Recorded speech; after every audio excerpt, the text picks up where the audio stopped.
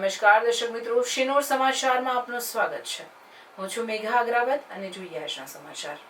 વાઘોડિયા તાલુકાના ઘોડાદરા ગામ પાસેથી પસાર થતી દેવ નદીમાં ખેતીકામ અર્થે ગયેલ આધેડ શ્રમજીવી તણાઈ જતા સ્થાનિક તરવૈયાઓ દ્વારા શોધખોળ હાથ ધરવામાં આવી હતી.